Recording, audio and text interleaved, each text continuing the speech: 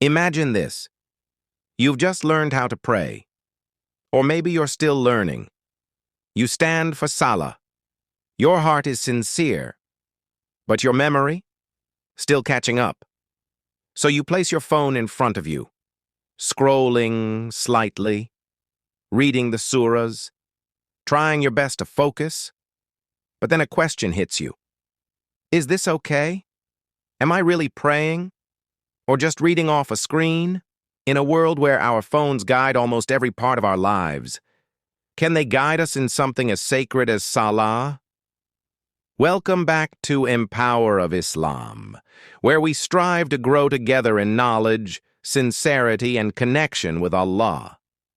Today's topic is something many Muslims, especially new Muslims or those revisiting their faith, wonder about.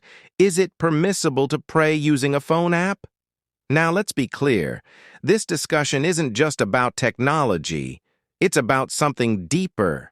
The balance between ease and effort, between convenience and concentration, and most importantly, between form and sincerity in Salah. So in this video, we'll explore what scholars say about using a phone in prayer, when it might be helpful, and when it might actually harm your focus, and how to move toward a more meaningful, distraction-free Salah. Let's begin with an important principle. Islam is a religion of ease, but also a religion of mindfulness. When it comes to praying while reading from something, whether a mushaf, physical Quran, or a phone, scholars have differed in their opinions.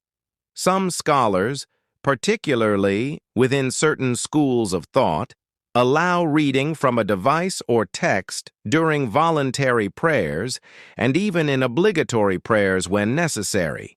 Their reasoning? The goal is to facilitate correct recitation, especially for those who are still learning or haven't memorized much.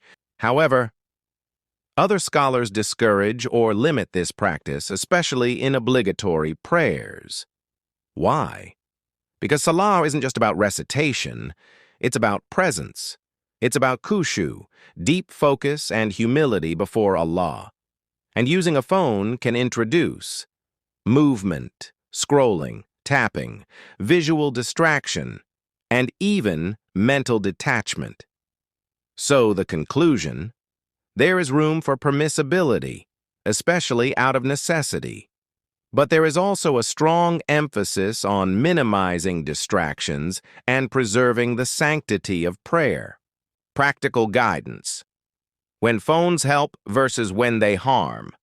Let's bring this into real life, because for many of us, our phones are not going anywhere. So the real question is, how do we use them wisely?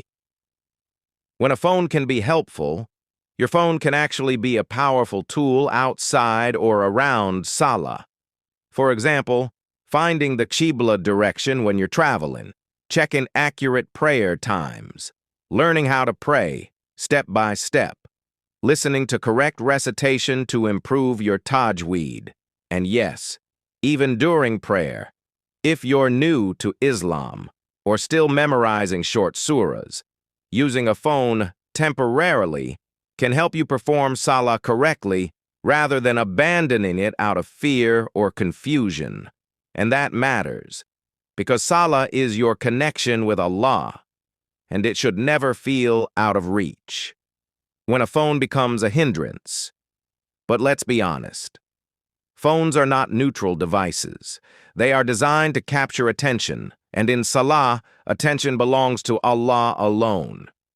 Here's where problems can arise.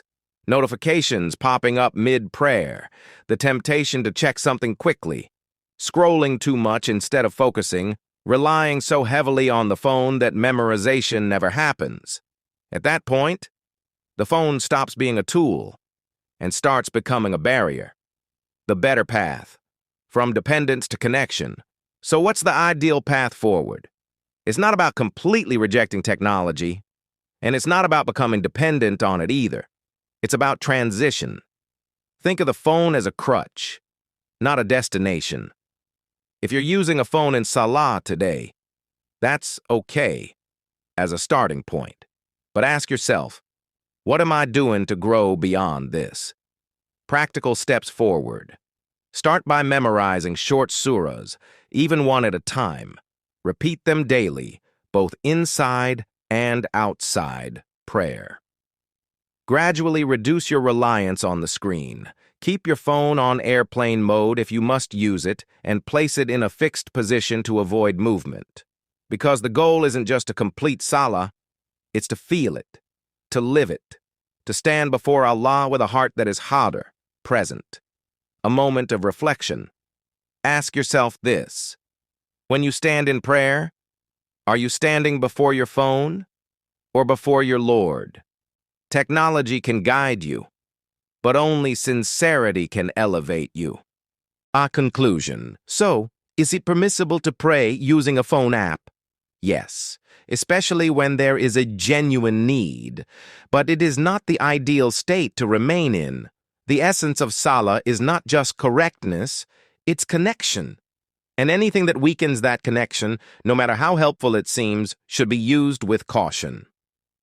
Always remember, your intention matters, your effort matters, and your journey toward better prayer matters. If this video helped you understand your Salah better, make sure to subscribe to Empower of Islam for more content that strengthens your faith and clarity. Comment below. Have you ever used a phone in prayer? What was your experience? And share this video with someone who might be struggling to learn Salah. Because your share could be the reason someone connects with Allah more deeply. May Allah accept our prayers, guide our hearts, and grant us true khushu in every Salah. Assalamu alaikum wa rahmatullahi wa barakatuh.